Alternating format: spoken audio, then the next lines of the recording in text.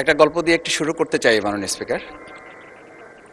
ছোট্ট গল্পটি হচ্ছে, রাজা তার উজিরকে বলে দিয়েছিল সকাল থেকে এটা কাজ করবা, এই কাজগুলো করবা। উজির বলেছিল যে আমাকে যে কাজগুলো বলেন কোনটা কখন গুরুত্বপূর্ণ কোনটা ছুটে যায় তার চেয়ে আপনি আমাকে একটা তালিকা করে দিলে ভালো হয়। একটা তালিকাও করে দিয়েছিল। তালিকা দেখে দেখে সে কাজ শুরুই করেছিল। হঠাৎ করে রাজার মনে হলো সে একবার শিকারে যাবে। ঘোড়ার পেটে উঠে যখন রেকাবে পা ঢুকিয়েছে, রেকাবে পা ঢুকালে পা আটকে গিয়েছিল। পাটা যখন ছুটাতে পারছিল না তখন সে উজিরকে বারবার ডাকছিল, আমার পাটা এখান থেকে বের করে দাও। পাটা বের করতে যাচ্ছিল না উজির, কারণ উজির বারবার খুঁজছিল যে তালিকাটা করে দেওয়া হয়েছিল সেই তালিকার মধ্যে পা আটকে গেলে ওটা বের করে দেওয়ার বিধান ওখানে আছে কিনা। শেষ পর্যন্ত রাজার পা আর ওখান থেকে বের করা যায় নাই এবং রাজাকে মুক্ত করা সম্ভব হয় নাই বলে আমরা গল্পে জেনেছি। ঠিক আমার কাছে আজকে সংসদ এরকম একটা গল্পের মতো মনে হয়। আমরা জুলাই সনদে যখন আমাদের 4 বছরের সন্তানরা জীবন দিয়েছে, আমরা যখন দেখেছি বিগত 17 বছর উন্নয়নের কথা বলে আমাদের নির্বাচনকেই ভুলে দেওয়া হয়েছিল, আবার বিগত 1.5 বছর আমরা লক্ষ্য করলাম যে সে সময় আমরা কেউ কেউ নির্বাচন এবং নির্বাচন বলে বলে আমরা আমাদের মাথা থেকে বিচার এবং সংস্কারটাই ভুলে দিয়েছিলাম। আবার এখন এসে আমরা দেখলাম যে আমাদের নখের কালি শুকাতে না শুকাতেই উন্নয়নের কথা বলে আমরা আবার জুলাই সনদটাকেই ভুলে দিতে বসেছি। আমি খুবই বিব্রত হই যে আমাদের সন্তানেরা রাস্তায় দাঁড়িয়ে সেদিন কি প্ল্যাকার্ডে এটা লিখেছিল যে আমরা একটা ফ্যামিলি কার্ডের জন্য আজকে রাস্তায় দাঁড়িয়েছি। সেদিন তারা দাঁড়িয়েছিল, মাননীয় স্পিকার, সেদিন তারা দাঁড়িয়েছিল, লেখা ছিল রাস্তাগুলোতে আমাদের সন্তানেরা বুকে গুলিবিদ্ধ হয়ে পা হারিয়ে চোখ হারিয়ে দাঁড়িয়ে রাস্তা ব্যারিকেড দিয়ে লেখা ছিল রাস্তা সংস্কারের কাজ না, রাষ্ট্র সংস্কারের কাজ চলছে। আমরা যেন সংস্কারের কথাটা মাথায় নিতে পারছি না। আমরা সংস্কারের পরিবর্তে এখন আমরা সংশোধনের দিকে যাচ্ছি। আমরা তো এই সংশোধনীর জন্য আমাদের ছেলেরা, আমাদের তরুণ যুবকরা, আমাদের জনতারা কাজ করে নাই। আমি একটা কথা পরিষ্কার বলি, অ্যামেন্ডমেন্টের জন্য তো শেখ হাসিনাও সেদিন অফার করেছিল 24 ঘন্টা দরজা খোলা আছে, তোমরা সংশোধনের জন্য আসো। সেদিন এই ছাত্র জনতা সংশোধন মেনে নেয়নি, তারা সংস্কারের জন্য কথা বলতে চেয়েছিল। আজকে আমরা সংস্কারটা মাথায় নিতে পারছি না কেন? মাননীয় স্পিকার, আমি আর একটা কথা আপনাকে একটু স্মরণ করানোর জন্য বলছি। আমরা ছোট সময় আমি বাংলায় সাহিত্যে অনার্স করা, আজকে আমাকে আপনি স্নেহের সাথে মাসুদ বলে বলেছেন। আমার সংসদের নাম শফিকুল ইসলাম। এই মাসুদ নামটা যারা একেবারে খুব আমাকে স্নেহ করেন, আদর করেন, তারাই ডাকেন।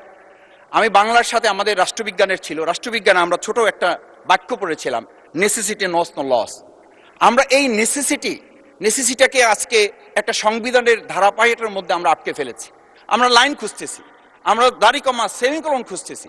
আমরা আজকে পরিষ্কার একটা কথা বুঝি যে আমাদের এই সংস্কারের প্রয়োজনটা এই কারণে দরকার হয়েছে, এই প্রস্তাবটা এজন্য উত্থিত হয়েছে যে এটা 30 কার্য দিবসের মধ্যে যেখানে করার কথা ছিল সেখানে আমরা খাল খননে গুরুত্ব দিলাম, ফ্যামিলি কার্ডে গুরুত্ব দিলাম, কৃষি কার্ডে গুরুত্ব দিলাম, আমরা আরো অনেক কাজে গুরুত্ব দিলাম। অথচ যেটার জন্য আজকে নির্বাচন করে আমরা এখানে নিজেরা কথা বলার সুযোগ পেলাম, সেই সংস্কার আমরা নজর দিতে পারলাম না কেন? মাননীয় স্পিকার, আমি আর দুটো কথা বলি। আমরা আমাদের প্রিয় মাতৃভূমি বাংলাদেশ, এই বাংলাদেশের সামগ্রিক প্রয়োজনকে সামনে রেখে আমাদের একটা কথা মাঝে মধ্যেই বলতে হয় যে আমরা যখন এই রাষ্ট্র সংস্কারের কথা, আমাদের সংবিধানের ধারাগুলোর কথা বলি, আমাদের কাউকে আমরা এই কথা বলতে শুনি যে গণভোটে যে 4টা বিষয় উল্লেখ করা হয়েছে, আমাদের এই 70% লোকরা ভোট দিয়েছে, 51% সরকারি প্রতিনিধিত্ব করছেন। আমি তো একটা কথা যদি পরিষ্কার করে সরকারি বেঞ্চে যারা আছেন, ট্রেজারি বেঞ্চে যারা আছেন, তাদের বিনয়ের সাথে যদি জিজ্ঞেস করতে চাই যে আমরা 51% ফ্যামিলি কার্ডের পক্ষে ভোট দিয়েছে আর আমাদের 70% তো জুলাই সনদের ভিত্তিতে রাষ্ট্র গঠনের পক্ষে ভোট দিয়েছে, আমরা তাহলে 51%কে গুরুত্ব দিয়ে ফ্যামিলি কার্ড বিতরণ করে জনগণের সেই 17 বছরের উন্নয়নের কথা বলে কি আমরা মূল জায়গা থেকে আমাদের দেশের জনগণকে আবার আরেকটা জায়গায় নিয়ে যেতে চাচ্ছি? এমন করে যে আমরা লক্ষ্য করছি, আমরা বলি সবার আগে বাংলাদেশ, আমরা বলি সবাই মিলে বাংলাদেশ। আমি তো তা লক্ষ্য করছি না। আমাদের আশঙ্কার জায়গাটা, আমাদের উদ্বেগের জায়গাটা, উৎকণ্ঠের জায়গাটা মাননীয় স্পিকার ওইখানে যে 11টা সিটি কর্পোরেশনের প্রশাসক বদল হয়েছে। আমরা কি লক্ষ্য করলাম না সবাই মিলে যদি বাংলাদেশ হয় তাহলে সরকারি দলের বাইরে একজন যোগ্য লোক, সৎ কি মানুষ ওখানে খুঁজে পাওয়া গেল না? মাননীয় স্পিকার, আরেকটা কথা বলি, 42টা জেলা প্রশাসক বদল হয়েছে।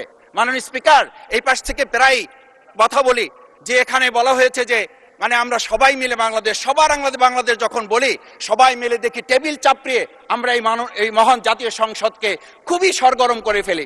এই 42টা যে জেলা প্রশাসক নিয়োগ হয়েছে, এই জেলা পরিষদে গোটা বাংলাদেশের মধ্যে আজকে এখানে যে কমিটি হয়, সেই কমিটিতে আমরা বলি ন্যায্যতার ভিত্তিতে আপনাদের থেকে 2 জন দেন, 1 জন দেন।